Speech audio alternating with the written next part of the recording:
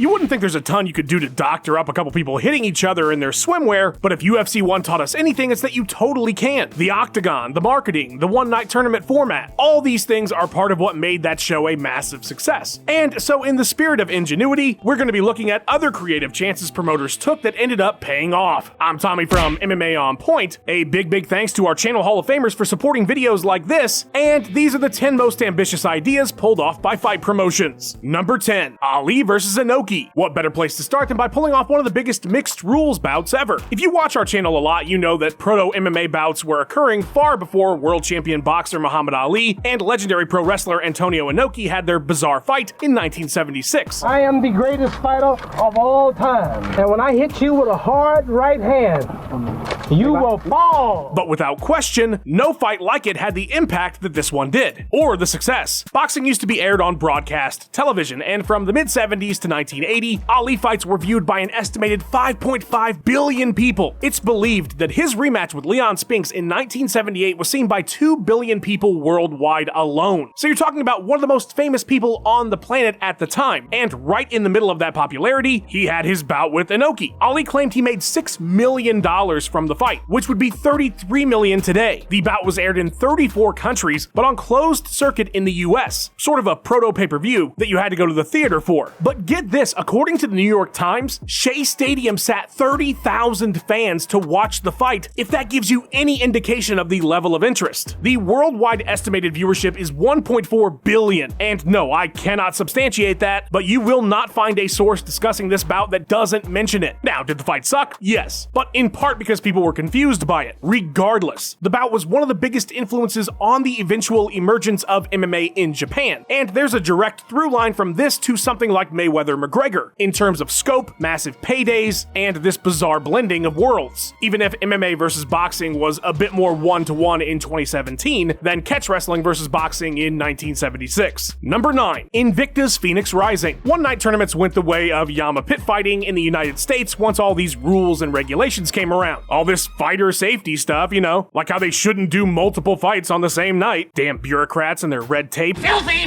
bastard commies! I hate them! I hate them! And while the format would survive in Japan and be imitated in a longer form by things like the Strikeforce GPs or Bellator tournaments, nobody in the US could really revive the idea. Enter Shannon Knapp and Invicta in 2019. 8 of the best strawweight fighters in the world will face off in a one-night tournament. Only one will emerge in victory as the Invicta FC strawweight champion. Knapp would present the idea to the Kansas Commission, who, by the way, have allowed for open scoring for Invicta cards as well, and they settled on a pretty genius format. Single-round fights until the final, which was 3 rounds. So, with an 8-fighter tournament, the winner would still only be fighting potentially 5 rounds in a night. Another cool wrinkle, if you got the fastest finish in the quarterfinals, you got to pick your opponent in the semis. It was cool as shit, and went off without a hitch, with Brianna Van Buren scoring 2 submissions in her 3 fights on her way to the title. There have been 2 more Phoenix Series one-night tournaments. It is such a cool format, somebody else needs to copy it. Number 8. Bellator MMA versus Rizin. In the modern mixed martial arts world filled with restrictive exclusive contracts, fighting for more than one promotion is nearly impossible. It's not like the old days where you bounced around all over the place. And co-promoting an event? I mean, forget about it, because exclusive fighters are now associated with your brand. Going head-to-head with another promotion could end up being a bad look if your top talent get beat down. Well, Rizin and Bellator weren't scared, homie, because they pulled this off in the year of our Liddell 2022, which is insane. Sure, Japanese promotions have held such events in the past, and Scotty Coker, who pulled this thing off, had already done similar with Rizin predecessor Dream when he was running Strikeforce. Sometimes I wish Coker and Dana would fuse into a single promoter. What a world it would be. Anyway, Bellator MMA versus Rizin was awesome. 23,000 at Saitama Super Arena on New Year's Eve. The whole main card head-to-heads between the 2 promotions. A banger event that was such a success they did it again that next July. I would mention Bellator versus PFL, but they were owned by the same people at the time, so that was pretty easy to set up. Don't hold your breath on a PFL versus UFC anytime soon, but I bet Rizin would be down for a versus PFL because they're the pound-for-pound coolest. Number 7. The Performance Institute and Apex Center. One of the most innovative ideas the UFC has had in the MMA space is what they've done with their HQ's 15-acre campus. Let's start with the now now loathed Apex. While we fans might groan at what cards at the facility have become, having a full-blown TV-ready arena at all times that they don't have to rent out and they don't have to set up production for has saved them millions of dollars since 2020 through 100+ events. Not to mention they film Tough and the Contender series there as well. They're currently adding a fighter hotel to the Apex, which will eliminate the need for booking 24 fighters and their teams somewhere in town. I'm sure before long they'll have an Apex Airlines, so they don't have to book flights either. Love it or hate it, it's one of the most genius production decisions an MMA promotion has ever made. Now don't get me wrong, the cards could be way better, of course, but that's not a result of the facility itself, that's on the UFC. And then there's the PI, this insane $12 million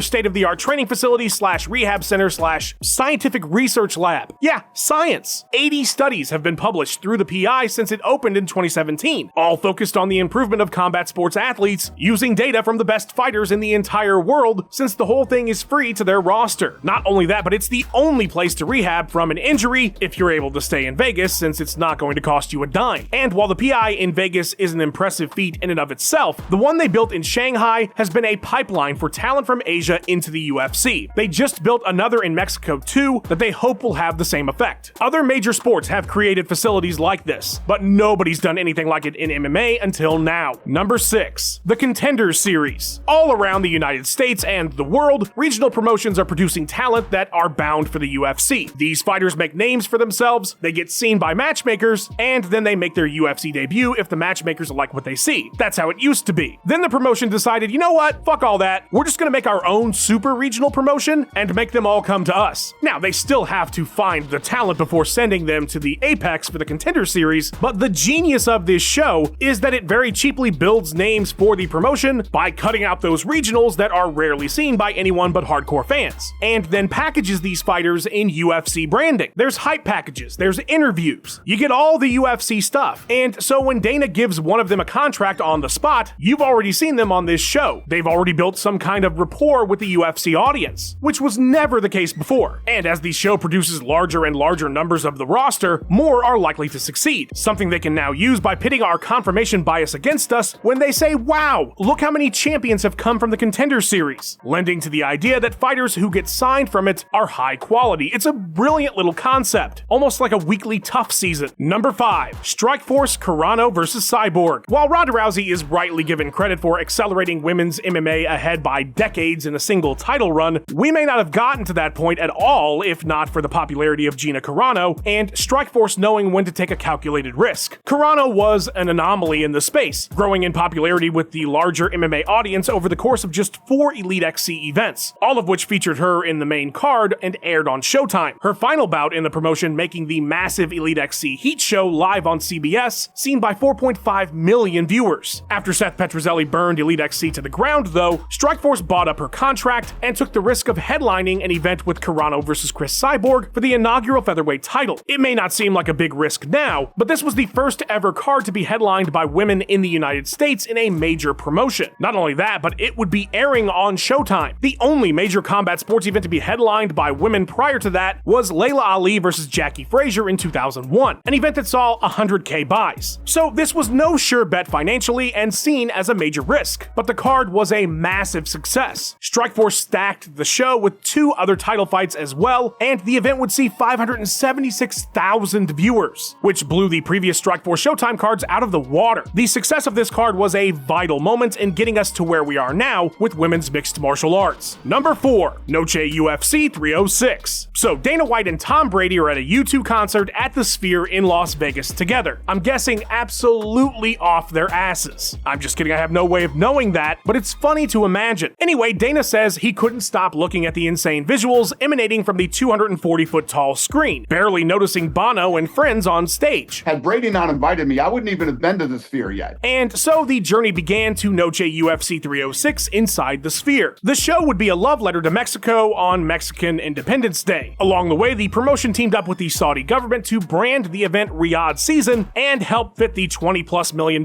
bill to pull this thing off. And pull it off they did. Even with a bunch of great fights and 2 somewhat lackluster title changes, the mind-blowing production is what the show will always be remembered for, a technical marvel unlike anything MMA has ever produced, and probably will ever produce again. As for the money they made that $20 million back in the gate alone, so you can't even say a show that cost 10x what they usually do was a bust financially. One of the coolest things the UFC's ever done, and they absolutely nailed it. But they might not have ever even come to this point if not for number 3, Pride's insane presentation. The production value of mixed martial arts in the early days left a bit to be desired. Sure, the first UFC had the cage itself, which was quite the spectacle, as well as fighter entrances. But the scale wasn't exactly over the top. And in Japan, pancrase and Shudo shows were bare bones. The entire arena was dark. The only thing you could see was the ring, and they were held in places like Korakuen Hall, which seats a couple thousand, and Yokohama Cultural Gymnasium, which sat 5,000. But when your promotion is being funded by gangsters, there's a bit more cash to be thrown around, and Pride FC deserves all the credit for ramping up the spectacle of mixed martial arts to levels that are only matched today in pockets.